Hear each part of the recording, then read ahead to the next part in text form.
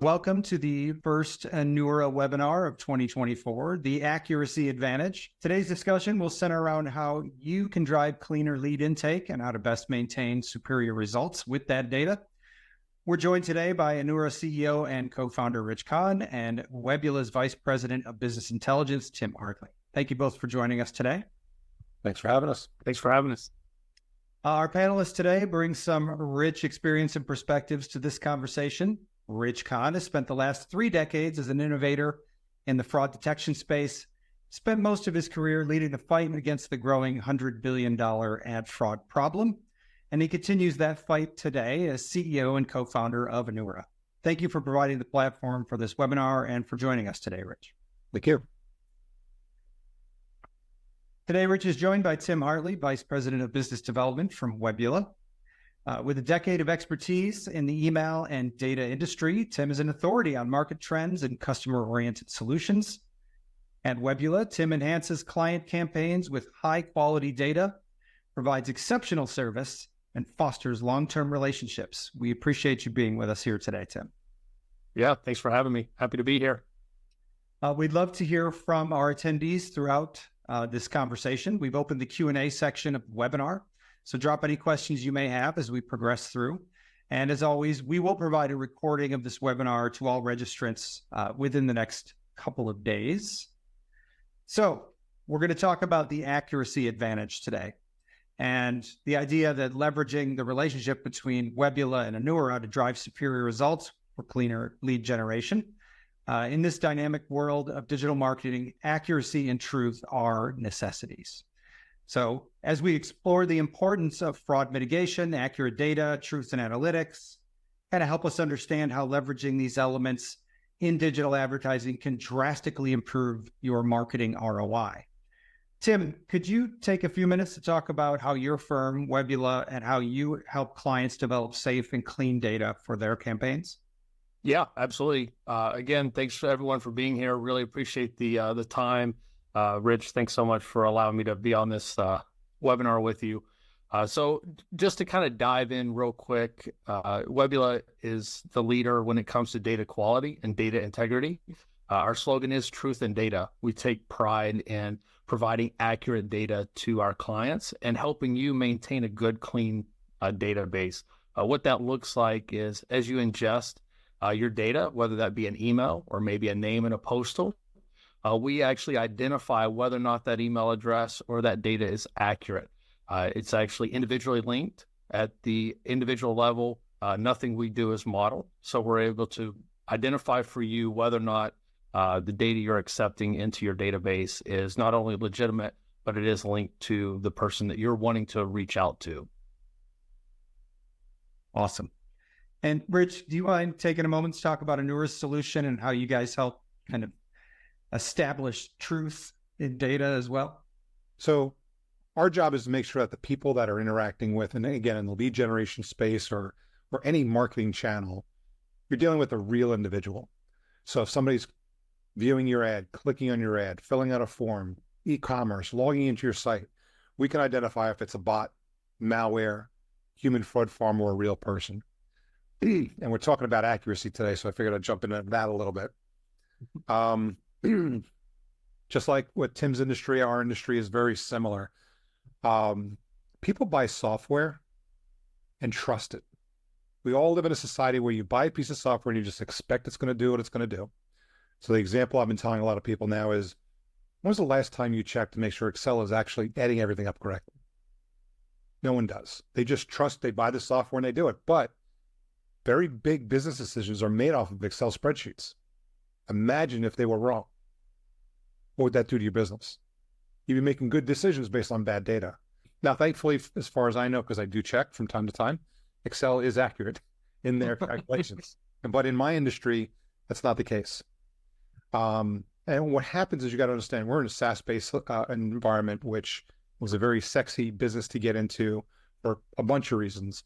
But you've got a lot of these companies that are popping out of the woodwork, putting a solution together that's subpar, and then just selling it. And you got a good sales team, you got a good pitch, decent looking website, you can sell almost anything. The problem is, if you actually look at the data, you'll find that on average, most of our competitors are 15% false positives, meaning they're mismarking real people as fraud. I actually put some math behind this, that if you look at just from an inaccuracy standpoint, for every $100,000 that you have go through a system like that, it's going to toss out 4% of the real traffic. That's the stuff you want. That costs you, so on $100,000, $4,000 in traffic that's lost because of a bad solution. So when we talk about our accuracy, we talk about it being 99.999% accurate in identifying fraud. We not only ask our clients, we almost beg our clients to confirm that. See it for yourself, because they'll understand the difference between a solution like us and other solutions that are in the marketplace. So we're talking about accuracy today. That's the key metrics. And Tim, I don't know if you have anything like that for your space, but that's what our space sees. Yeah, absolutely. So really on our side, what we're seeing is when a customer comes and they've used a solution like yours and it's the actual person entering in that information, what ends up happening a lot of times is that it could be human error. Someone types in the wrong email address. It could be intentional, it could be accidental. Maybe they type in their name or their postal address. And again, it could be accidental, it could be intentional. So what we're able to do is identify that. And again, based on what you're saying there with those numbers, we look at it from an email metric standpoint that the average ROI on email campaigns is $38 per dollar spent. So if you're looking at on our side, what we're doing is on average, we're identifying anywhere from 20 to 30% of data being entered as wrong, inaccurate in some form or manner. That's a lot of money that you're spending. So on a $100,000 campaign, you're looking at anywhere from $20,000 to $30,000 that is being misrepresented and inaccurate. So we can help you identify that, clean it up, so that you can then leverage the good data and you're only sending to what's actually good and accurate moving forward. Interesting. Yeah. But you got, Rich, obviously you mentioned intake and being able to figure out who's real that's clicking on either a form or an ad. And Tim, you mentioned maintaining that clean data, updating it. How do you guys kind of see your solutions working together? And can you give us kind of an example of how this all works in tandem? Sure. So if we're looking at a lead form, because that's, a big space, and we're talking about lead data, right? Basically what Tim offers is making sure those intake forms, and most companies do some type of lead generation anyway. I'm not in the lead generation space as far as I'm not generating leads and then selling them, but I generate leads for my business so I can get to my sales team to work. So if somebody comes to that form and is fraudulent, so it's a bot, malware, human fraud farm, they're going to fill out the form. Regardless of what they put in, it's wrong data. We don't want that information. That person didn't fill out. So let's say somebody comes to my form and fills it out, puts James Hansen's information into it. I don't want to be calling James because he doesn't want to be us calling him. So I need to know that in advance. So that's step one, right at the beginning of the funnel. Do we have a genuine visitor on the site, and should we trust what they're about to do? If yes, step two, once they fill out the form, is all the information correct? Do I pick up and make a phone call and call James, or do I end up calling Tim by mistake because he put, that fingered in a wrong phone number by mistake? That still generates a TCPA violation because Tim wasn't expecting a call. And of course, when you call Tim and say, hey, I'm calling for James, well, wrong number, it's still a TCPA violation. So those two technologies working together ensure a clean process so that when the lead actually gets to a call center and they pick up and make that phone call, they know they have a genuine visitor, they have the right information, and when you pick up and call that person, they should be waiting for your call. Maybe not waiting for your call, but it's at least expecting the call. That's the hope for everyone in lead gen, is that they're waiting for the call. Yeah. But yeah, I think that perfectly sums it up. Is you sit there at the forefront of making sure that the initial traffic, whether it be from an IP or whatever, VPN, you're capturing that it's a real person. And then once that data is entered, that's where Webbula falls into the fold of making sure that it's accurate data that's being input, so that whole process together works in tandem. Because now you've got a real visitor, you've got real data. Now you know that you can connect with that person or individual and market to them your product that clearly they were looking for. On your side, Rich, like what have you seen that has enabled you all to kind of help mitigate that with your clients? Because again, in the lead gen space, we work with all of them. And I know you guys do too. So 91% of all verticals experiencing this fraud, it's just insane. So I just kind of want to get your perspective on, what you guys are seeing and how you guys are helping that, because it's something that we see on our side too. Well, I mean, look, last year we're expecting, based on our predictions, that last year jumped $25 billion in additional fraud being stolen from advertisers last year. So it went from 100 billion the previous year to 125 billion. It's a big number. Yeah. It's representing a huge number. And what's happening is you've got, tools that you can buy on the dark web, like Fraud GPT is a product that will actually write a bot for you and do whatever you tell it to do. You don't have to be a programmer. You have to know how to implement it. You don't have to worry about writing it anymore. You'll write it. Right. AI is obviously getting smarter and smarter.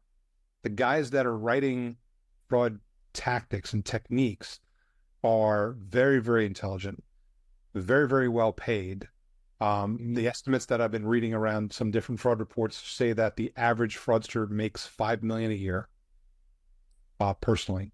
So they're very well paid, and they're trying to figure out how to get around every system on the market. And the beauty of our system is that we have technology that's constantly watching across billions of visitors that we're watching, and we're looking for little changes, things that are out of the norm, things that we've never seen before. Mm-hmm. We can see people developing new software because we can see when they make typos and when they correct them and they retest, and we can see their thought process a lot of the time as they're building stuff, so that we can be prepared for it before they launch it large scale. Most of the time we catch something, it's really just getting started. It only affects 1 or 2 clients. They're just trying to get around it. And as soon as they figure something out, they share it with the group. Next thing you know, it's across the board. Yeah. Sometimes, the data is very, very difficult to identify because, again, we're looking at a lot of information, processing a lot of data in real time, trying to figure out what the next attack is going to be. But for us, we're rolling out new updates 2-3 times a week, easy. That's how it was changing. Yeah, it's crazy. Yeah, because we do the same on the email specific side, where we're going out and we're identifying when emails are actually created, and then we're monitoring their activity and how they're interacting in the email ecosystem. So we're watching for things like clicks and opens, and we're also looking at, are they marking things as spam? Is it going out and signing up on someone's website, and then immediately as soon as they sign up, the report's back, are they clicking spam? It's like, well, you just signed up. Why would you do that? So we can now mark that email address as a complainer. It's a high risk email that they may or may not mark you as spam, but they have habitually done it in the past. So we can now monitor that and leverage that to the ultimate company, whether it's the brand or the user, whoever ends up trying to reach out to that the person behind that email. How are they going to behave? What's the likelihood of their behavior being? Because when we talk about fraud, it's not even always just whether or not it's a bot or AI.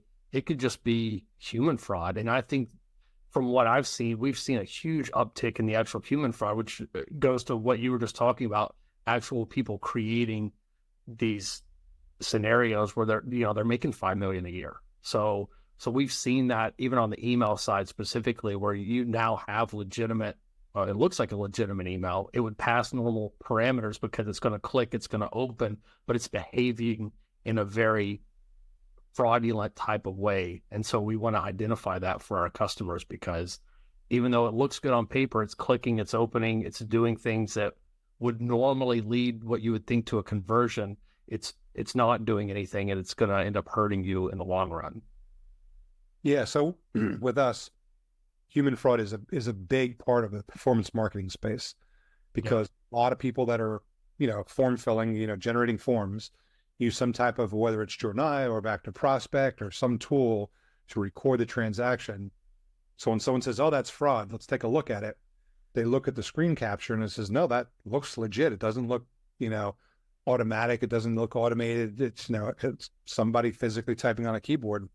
Meanwhile, without doing the scan, you can't tell that it's a human fraud farm that's been hired to go to that form armed with database information to fill out a form. Yep. And the biggest threat we've been seeing is these forms, you can hire them for like $9 an hour. So it's dirt cheap. Like give them an affiliate link, say, here's the link to go buy some age leads for dirt cheap, take those dirt leads, give them over to them and say, hand type these leads to these forms, and those go undetected. Yep. And the problem is people, when they start looking at the back end performance of those, assuming it was 100% from a source, which is never the case, it has a lower conversion rate because it's an aged lead. All they're doing is recycling. And the problem is when people get on the phone and call that lead, looks human, everything looks processed, data look good, they pass it off to the call center, get on the phone, say, I'm calling you based on a lead you filled out. Person's like, I filled one out, months ago, but okay, I guess they're calling me now. They don't. Right. So a lot of times we ask our clients, you might want to ask the additional question, did you fill out the form today? Yeah. Let's face it. If a form gets filled out, processed, sent over to a call center, it happens within minutes, if not seconds. Yep. Or it's actually in the hands of a call center. So if they don't ask that question, they don't know if it's a recycled lead. Yeah, it's a really good point, because there's definitely that goes on, because all of that in reality is real data. It does belong to the individual, so it would look correct. So that's why layering in the additional steps of that fraud activity is so important, because it blows my mind if the amount of effort that people put into doing fraudulent activity, if they would just use it for good, like how much better everything would be. I get so worked up about it because it's crazy. It blows my mind how people can do that. Like they're so talented, and then they just spend all this time doing things that are malicious and fraudulent. I'm like, you have such a good talent. Just use it for the betterment of everyone. So the problem is it comes down to first not having a good moral compass, right? Right. Yeah. Yeah. That's the first thing. They're not in it. They don't think like us. They think like, how can I steal money? Yeah. And if the average person's making 5 million, in this case, crime pays.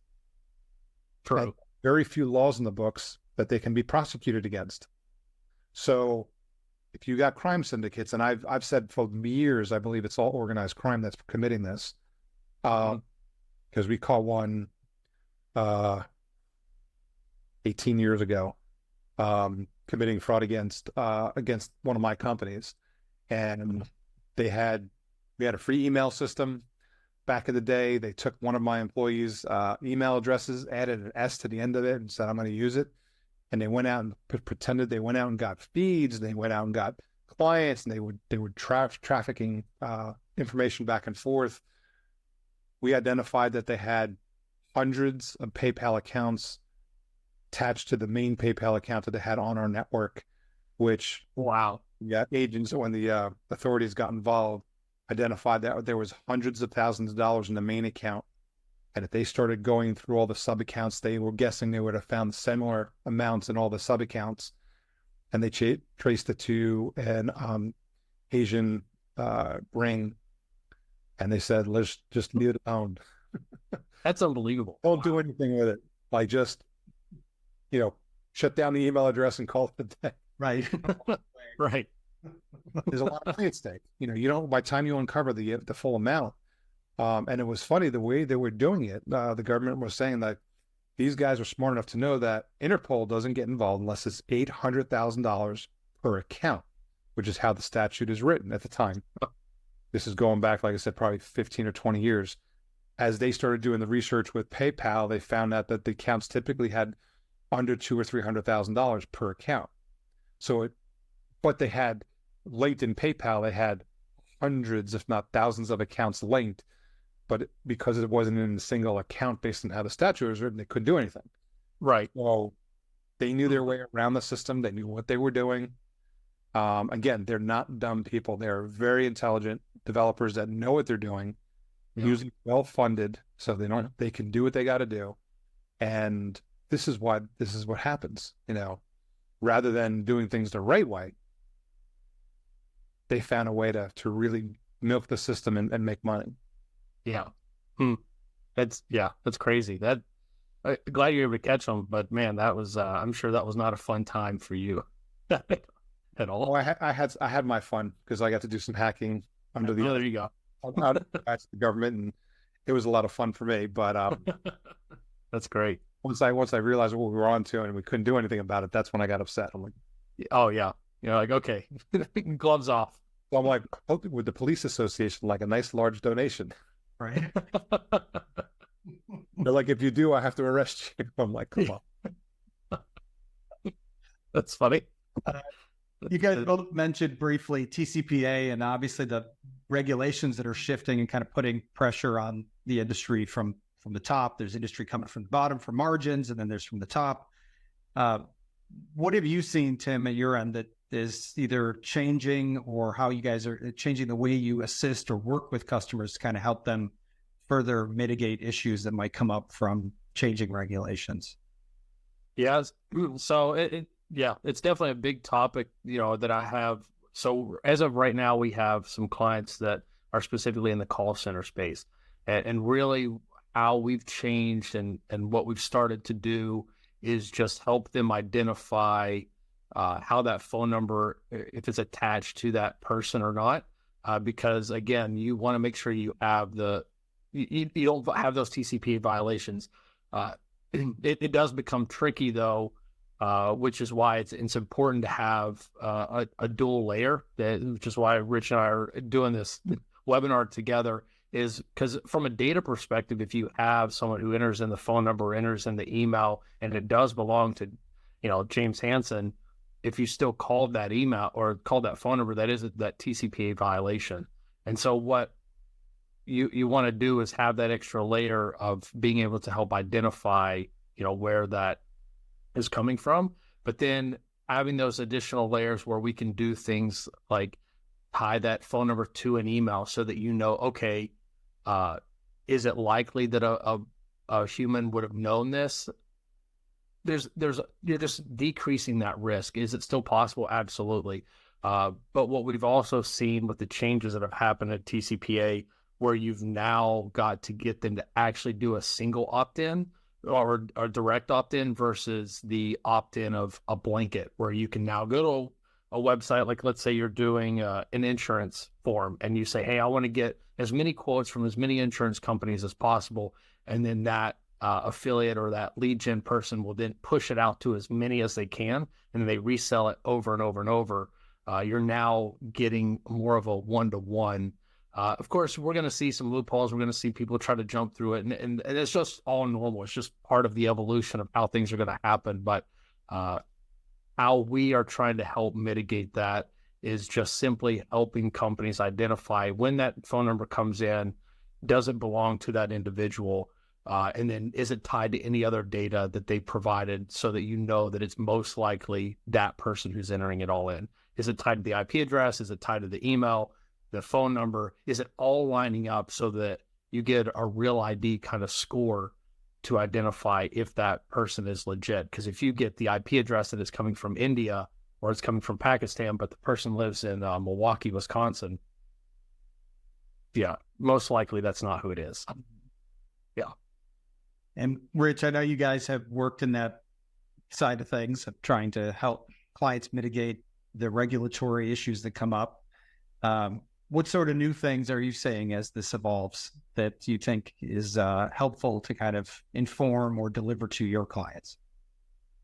Well, it's like anything else. The biggest thing is making sure that they're scanning the visitors initially before when they're first coming into the system. You want to make sure that that visitor is legit out of the gate. A lot of companies, what they'll do is they'll start, they just want to scan, certain sources, or I trust this source. And you really shouldn't trust any source, because it's not the source that's a problem. It's where that source gets their traffic. And every possible channel they can get that traffic from is from. It doesn't matter if it's Google and Facebook, or it doesn't matter if it's programmatic or affiliate, and anything in between. They all have levels of fraud. So we try to let everyone know, so the way a typical affiliate thinks. I'm going to turn on with this new network. I'm going to send some traffic. I'm going to make it clean, give them my cleanest traffic. Once they give me the okay, they start onboarding the really good premium advertisers. Now I'm going to send the front. And that's usually when the network stops paying attention, or the brand stops paying attention. So it's always have your guard up. It's kind of like we call ourselves like a visitor firewall. So when you're building a network and you put a firewall in place, you put the firewall in place to prevent people from breaking in. If you realize, oh, last month we didn't have anybody break in, I think I'm going to turn it on just half of our traffic, or I'm going to reduce the resource, or I'm going to just shut it off altogether. That's when something goes wrong. You know, a firewall is there to protect you 24/7. Same thing with a visitor firewall. We're there to make sure that every single visitor coming in, so that you have a long-standing relationship, all of a sudden he brings on a new source out of no place. That next thing you know, it spikes up in fraud. You need to know about that when it happens, not after the fact, or worse yet, have a client or your call center call up and complain that the last, batch of leads that came through were all garbage. You called everybody that were wrong, and people complaining, and it's TCPA, risks that you have. We talk about TCPA risks, and one of my clients is a lawyer, and he says, as a lawyer, you can never solve certain risk problems like TCPA compliance. There's no such thing as solving it. There's always risk. He says, but what he likes to do for his company is buy the nines. If this product will 9 times out of 10 stop 9 out of 10 attempts of a TCPA violation, he buys it. If he's got another one, he buys that one. And what happens is every time you're adding on a tech that's going to reduce it, even 9 out of 10 times, 90% of the time, you're getting it so smaller and smaller and mitigating that risk. And that's your job as a legal counsel for a company, is to reduce risk to the point that it's something that you don't have to worry about. Nothing's ever gone, but it's so reduced that it's likely to happen that you don't have to worry about it. And that's really what we focus on. So again, these regulations that are coming out now are changing the way things are done. And one thing you can count on is change. So it's happened before, it'll happen again. And as these rules come out, the nice thing about this rule is there's a 12-month lead on it. So people can figure out the technology, which has already been figured out. But technology moves pretty quick. So these changes are made. Now it's just a matter of the rest of the industry kind of adopting that change. Like, okay, what's this going to look like? Because it's going to change the landscape of a lead. The lead's going to go up in cost. Yeah. Regulations. Leads are going to be handled a little differently. Some people are talking about, instead of buying leads, people are going to go back to the days of buying traffic. Let the traffic land on their site so they can control the technologies instead of trusting their partner to run the proper technologies. Yeah. Sometimes you sit down with a client that's going to, a source of traffic is going to drive you leads. They tell you all the technology they use. 5 years later, they've changed your technology stack without telling you, and it's not exactly what you're looking for. And then all of a sudden, TCPA violation gets triggered. You call them for records, and they don't have it. Mm-hmm. Oh, we changed our technology stack, or forgot to let you know. Or the email got buried in, your daily email or whatever. Something changed and you weren't aware of it. So a lot of these companies are proud just to be on the ultra safe side, especially the brands, are more likely going to start buying traffic to their own landing pages, their own operated pages, and then putting the technologies that make sense to them on that page in order to ensure the quality themselves. So this way they don't have to count on some third party doing it for them. They can do it themselves. Yeah, and I was going to say, I think that you bring up a good point there with exactly, you and I were just, talking before we started the webinar, Rich, about what I personally saw is more brands were at the show we were just at last week. And I think that brings up a great point as to why we probably, or that I specifically saw that is brands are going to want to start controlling that process. So they're going to buy the traffic, but they're going to control the vendors that are used. So they know the technology that's being implemented is actually being used, and there's not going to be any surprise changes on the back end. That email gets buried. They weren't notified for some reason, anything like that. So yeah, I think you bring up a great point there, and that's probably why we're seeing the shift already, even though companies are still given that 12-month window. Mm-hmm. Yeah, and Rich, you mentioned that how Anura sort of stays ahead of the fraud landscape as things change, both bots and human fraud. What kind of things is Webbula investing in or doing for 2024 to kind of stay ahead of the curve on both client, the demand from clients, but also as things shift in the industry? Yeah, that's a great question, James. So what we've seen or what we're doing now, it's what we've constantly been doing. So we have a network of partnerships in the space where we're able to leverage not only technologies, but we're able to garner insights from ISPs. We're also able to garner information through our network of emailers, where we can help legitimate organizations and companies identify potentially bad apples before they ever accept them into their domain. So it's that constant monitoring that we're doing. We have a dev team who's working tirelessly to make sure that we are staying up to date from a compliance standpoint, that we're making sure that everything that all the traffic, everything that runs through our APIs and through our portal is constantly secure and locked down. And we're just making sure overall that we can provide the best experience to our clients, that we're able to identify the most. So we do have a couple of exclusive partnerships in the space.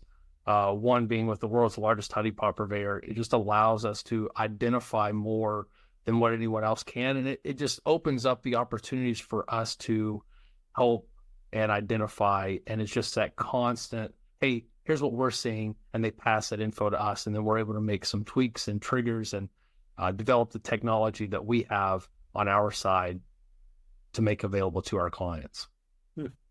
Let's just talk a little bit about the relationship as you guys see it between this idea of data integrity, which includes obviously fraud mitigation, and how consumers trust who they interact with online. Like, how do you guys see that?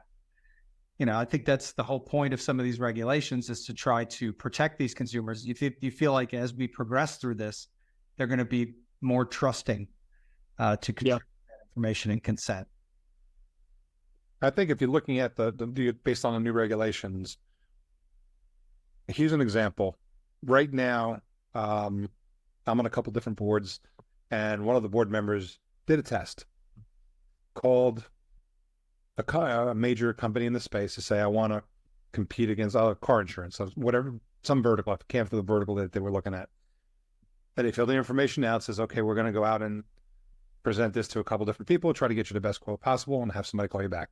Great. Go. And 1 week got 164 phone calls. Now, a consumer, I guarantee you, is not expecting 164 calls in a week. This is what prompted these changes from the government, right? So now what's going to be more of a situation is where the whole system is coming, this one-to-one consent. We're kind of seeing it where the form's going to pop back up and you're going to have to give consent, and it's going to list, say, 3 individual companies, and you have to check off which ones you want to grant your information to. So now you know which 3 companies are calling you, as opposed to 5 or 10 companies that you have no idea who's calling you. So again, you want comparative shopping as a consumer. You want to be able to take advantage of the internet, not have to go to 10 different forms and fill them all out. But you want to go to a site, you want to get matched up with who they think give you the best rate. Check off 1, 2, or 3 different companies that you think make the most sense. Let them call you and compete for your business. We want that. But again, if it's limited to like 3 companies, that makes sense, because you fill out a form now and it gets sold 5, 10 times. Depends on the site you're on. And then a month, 2 months later, they resell it again as age lead data. And you get a bunch of other companies calling you again. Like, it's not what you really want. That's not the right consumer experience. And if we give the consumer the right experience from a lead gen industry, then they're not going to be complaining to the government. The government's not going to have to make changes, and everybody's happy. Now, of course, this process will increase the cost of the lead, because a lot of people have been making money off of resending the lead more times than they should.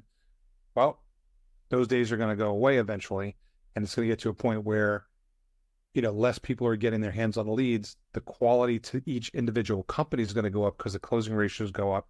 So they obviously should be paying more per lead, it's all going to settle out. It's a natural market.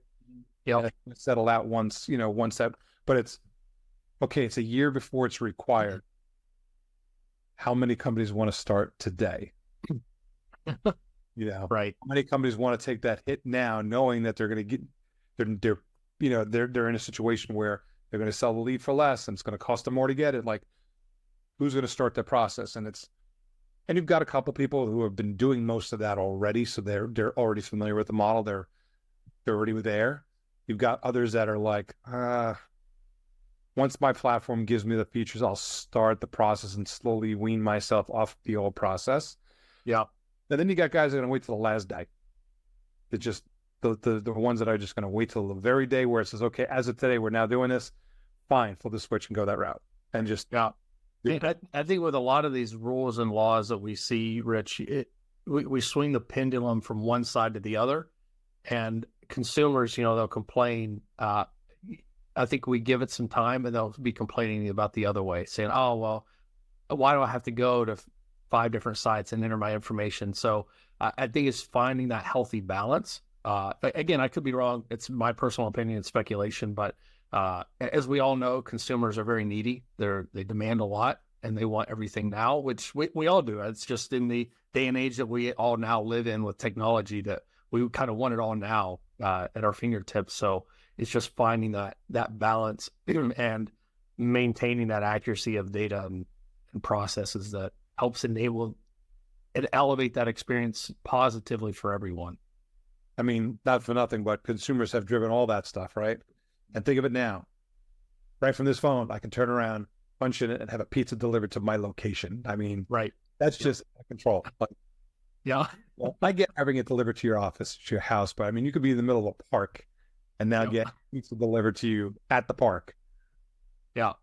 But, this is what consumers want. Yeah, absolutely. I agree. I think with that, I think that's where we just, my point was just around the fact of where the government's saying, hey, let's go this far with it, which is good.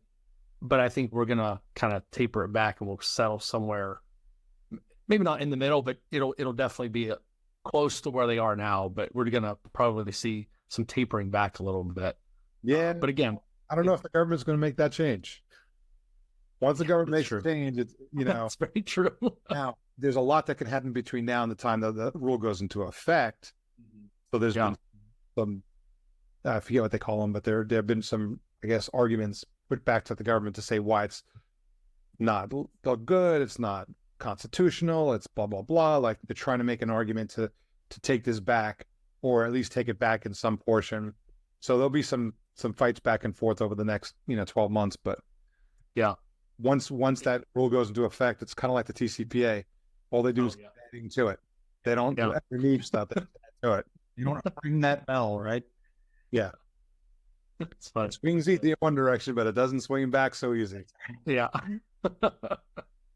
So as we kind of wrap up this conversation, I think that it might be good to understand, if there's a business or an operation that's maybe kind of on the edge of worrying about the health of the data they're getting, or the leads that are coming through. What do your firms tell those smaller firms that are getting ready to maybe invest in this kind of technology that you offer?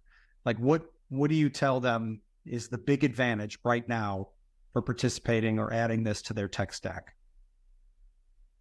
On our side, it's a multifaceted approach, right? Because we help do a couple things. One, we help reduce their marketing cost. So if they're buying marketing from any source at all, and we identify on average 25% fraud, we can help them identify that and move that budget to productive so we can increase ROI. So it doesn't matter what you're doing. If you're spending money on digital marketing, that makes sense. Number two, if you're a lead generator, you're getting these leads, you're creating TCPA risks. You're having your call center make phone calls that they shouldn't be making, so you're wasting call center resources. It takes longer to reach somebody who's not expecting your call. And then imagine your call center. They're picking up and calling people who they filled out a form, and they're just ready to sell a product to car insurance. We'll go back to car insurance again. Hey, I'm calling you based on information you fill on a form to save money on your car insurance. No, I never fill out your form. How'd you get my information? So it demoralizes your call center. So when they get somebody on the phone who actually fill out the form, their mood is already depressed. You never want to do that to a salesperson. The depressed salesperson doesn't close as much. So there's a multifaceted effect with our technology from the start. So we're always telling everybody, it doesn't matter what your ultimate goal is, whether it's lead gen, e-commerce, logging into the website, signing up for free products or services or something like that. There's a reason to make sure that the people that are interacting with your stuff are real. So that's really our biggest push. And then Tim? Yeah, absolutely. And just to continue on with that, our whole process is making sure that that data, once it is captured, that it belongs to that individual so that they are more likely to engage. Because as a marketer, no matter just on the brand side or even a small business, no matter what you are pushing or, your product that you're selling, you're really measured on, your click-through rate, your deliverability, your opens, and then your ultimate conversions. And all of that is great, but if you're capturing bad data, none of that matters because you've got bad data. So it's important that you're harnessing the opportunities that can be leveraged through our service to only capture good quality data. And then on the other side, for clients that we have that are out there that are already currently leveraging our technology for their lead generation, or they're selling leads, or they're selling traffic, they're actually able to charge a little bit more of a premium because now this data it's been verified, validated, and they know that it's quality, and the brands are willing to pay it because they know where it's coming from. The source is good. It's been verified. They know that it's quality data. It's accurate data that they can ultimately convert. Do they all convert? As we all know, nope, absolutely not. But at least they get a real true shot of doing that by having that accurate quality data. And that's what it's all about.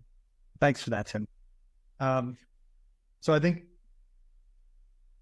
we're at a point here. We're about quarter to the hour here where we can probably wrap it up. I do want to thank our attendees for joining today, and thank you to Rich and Tim for taking the time out of your day for this insightful conversation.